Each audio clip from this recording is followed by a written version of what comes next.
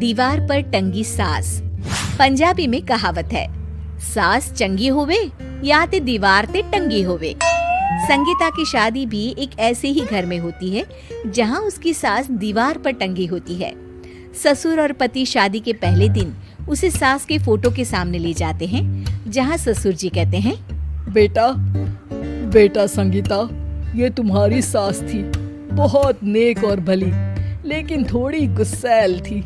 गुस्सा आने पर सब तहस नहस कर देती थी, पर अब ये इस दुनिया में नहीं है। हाँ संगीता, माँ होती तो तुम इनकी कोई बात टाल नहीं सकती थी, वरना तो माँ घर में भूचाल ले आती। संगीता मन में खुश होती है कि अच्छा है कि ऐसी औरत अब इस घर में नहीं है, लेकिन दिखावे के लिए वो जैसे ही सास की फोटो के सामने हाथ जोड़कर खड़ी होती है, ये क्या? सास उसे देखकर मुस्कुराने लगी। संगीता आंखों को मलकर एक बार फिर से देखती है, लेकिन फिर सास के चेहरे का भाव, भंगिमा यानी एक्सप्रेशन बिल्कुल बदले होते हैं। वो अपने पति और ससुर को कहती है, माँ की तस्वीर तो स्माइल कर रही है। ना बेटी, ये कैसे संभव है? जरूर तुम्हें कोई गलती हुई होगी, ऐसा कैसे हो सकता है? लगता है तुम शादी की सारी फॉर्मेलिटी करते करते थक गई हो, तुम्हें आराम की जरूरत है संगीता। खैर, सारे संगीता की बात को इग्नोर कर कमरे में चले जाते हैं। वैसे सास की फोटो पर एक्सप्रेशन एक के बाद एक बदलते ही रहते हैं। सुबह होती है, पति और ससुर को काम पर भेजकर संगीता कमरे की सफाई करने में लग जाती है कि तभी उसे आवाज आती है, टेबल ठीक से साफ करो। ऐसे भी कोई टेबल साफ करता है? इससे अच्छा तो ये गंदा ही था। किसी औरत की आवाज सुन संगीता दंग रह जाती है और सोचने लगती है कि आवाज कहाँ से आई। आवाज को नजरअंदाज कर वो फिर से अपना काम करना शुरू करती है, लेकिन इस बार तो आवाज बिल्कुल उसके कान के पास से आती है। मेरा घर है ये।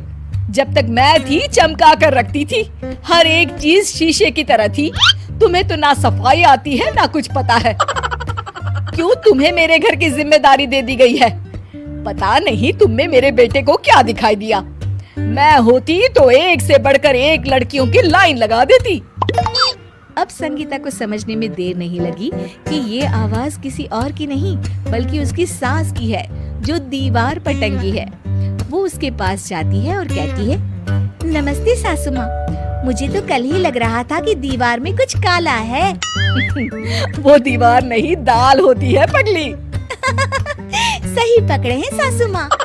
तो क्या हो गया आपको जो आप यहाँ भी चैन से नहीं बैठी हैं? सुना मैंने आपका व्यवहार काफी गुस्से वाला था। चुप रह तू, ज्यादा बकर बकर ना कर। घर का काम करना तो आता नहीं, आई है मुझसे बहस करने। हाँ देखिए सासू माँ, मैं आपसे साफ साफ कह देती हूँ, मुझसे पंगा लेने की कोशिश मत करिएगा। तभी पीछे से संगीता का पति आता है। अरे संगीता, किससे बात कर रही हो? कौन है वहाँ? संगीता की सास की फोटो फिर से पहले जैसी हो जाती है।